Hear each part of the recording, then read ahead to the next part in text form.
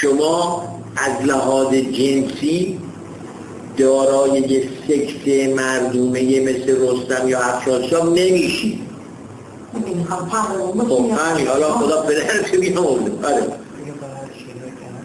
Those who seek treatment from the doctor realize that the authorities see their condition as an illness that has a cure.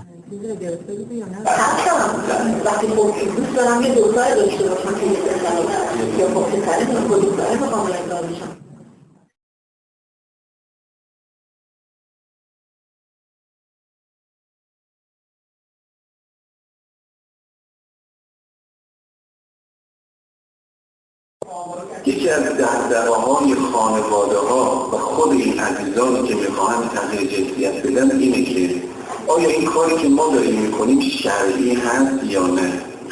اما با صراحت تمام مسئله تغییر جنسیت رو مطرح می‌کنه.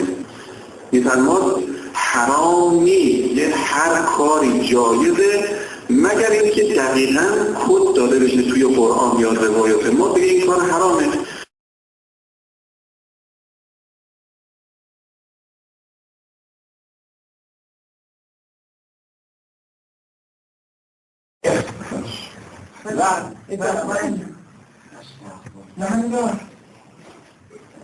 جون دیدم از من نگید صدا ما صدا میشه دیگه صدا نداری صدا کجا بود؟ صدا میشه صدا نداری صدا میاد بعدها شده این صدا میاد نه خب حالا این سوم میمونه اون یکی هم دیگه چیز دیگه نمونده 2 روز دیگه مونده اون سیلش و دیگه تمام او 1 سال و 6 ماه سیرم معلم بود تراوم اینا دختر تراوم زیاد هست حالا چون خودی هستیم دیگه یا آمار گرفتن 4000 دختر تراویش دادن 4000 تا آمار چون نیستم به اعلام واردای زیاد یعنی تو هر کوچه من بخوام برم ماشم زیپان باشه تا 10 تا تو هر کوچه باشه من برم نه چقدر میخوایی مرخص هم باشه؟ 2 ماه من برای 2 ماه نمیم من 6 ماه کمتر نمیم خب 6 خوب آقا؟ بله 6 ماه راضی؟ بله یا میخوایم کمتر نمیم؟ بله خوب من نظر خودت خوبه دیگه هر توی خودت میگی تصمیم میگی 6 ماه شما به تعیین میکنی نخواهی طلا نخواهی گل نخواهی 200 هم دیگه مشکل دیگه نداره بسم الله الرحمن الرحیم و به نستعین الحمد لله رب العالمین.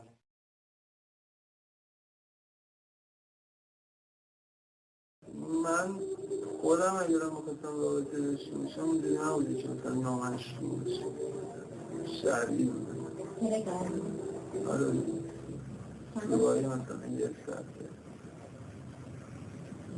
2 ساعت کاملا کلا جدا شدم چون تعظم کردن حالا با بچه‌هایی که مثل خودم عمل کردن با اینا دارم زندگی میکنم کاملا هم راضی هستم ازشون چون یکی مثل خودم هستم من با هم چجوری خونه رو میریدون و میچرخیم با کمک هم دیگه بیزینس میکنم من میرم تخت‌آبوز عباس آباد ولیعصر این طرف اون طرف سیغه میشم یا جای دیگه سیغه میشم امورات زندگی من میگذرم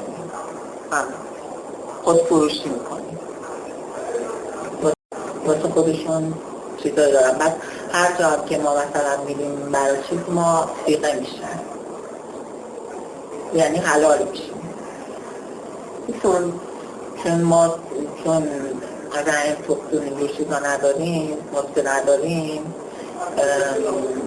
میتونیم سیغه بشیم هر 1 ساعت 2 ساعت سیغه بشیم خب اداره تو بیزینس مسلما اعصابش خورده دیگه همیشه چون ما داریم جسممون رو میفروشیم روحمون رو نمیفروشیم یعنی فقط به خاطر پول داریم این کار میکنیم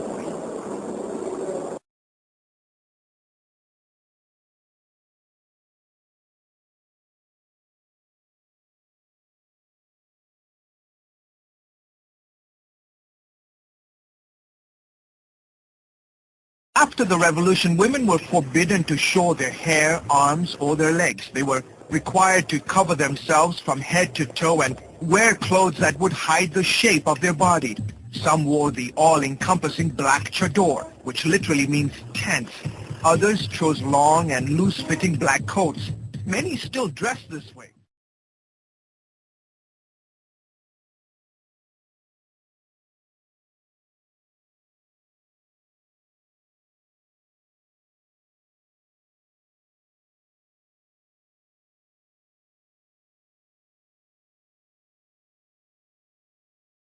Increasing number, especially the young, are pushing the limits. They use makeup, show much of their hair, wear high heels and shorter, tight-fitting coats. Capri pants are very popular here. This 18-year-old complains about having to cover her head all the time in public. God is beautiful and loves beautiful people, so why can't I look nice too? But for the time being, they're happy to exchange the traditional black head covering for more colorful scarves.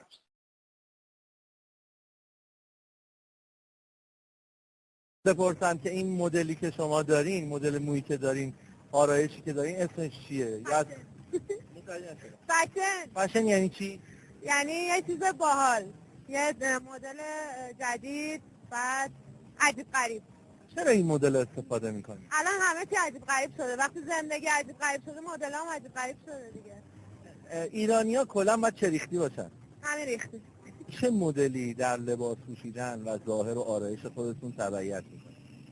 من واقعیتش مدلی رو دوست دارم که توش راحت باشم، بعدم اینکه به هر حال اسپورت باشه، خوب باشه، نه اینکه حالا مدل قدیمی و نمیدونم اینا هم زیاد.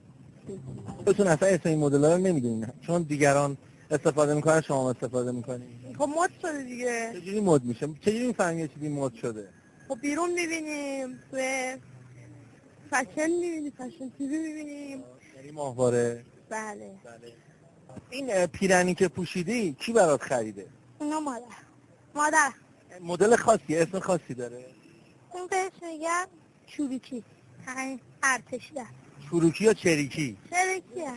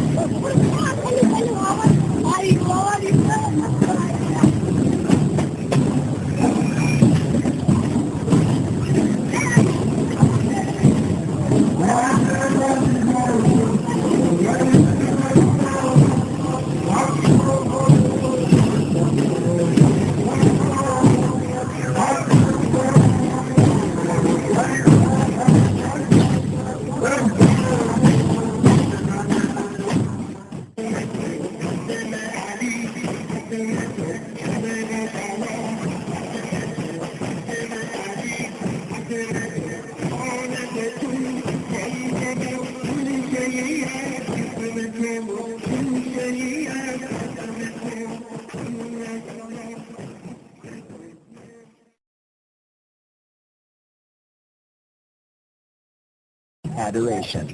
It all culminates in a series of jaw-dropping tributes to the death of Christ. The sometimes gory festivals kick into high gear on Holy Thursday. Dozens of hooded men take to the streets. Using lashes tipped with sharp bamboo, they whip themselves raw in sacrificial acts of faith, while whipping spectators into a frenzy.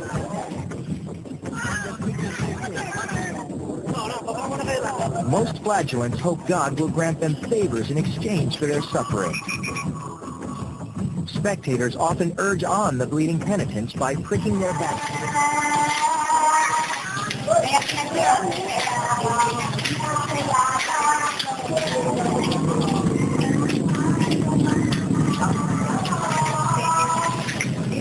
Bye.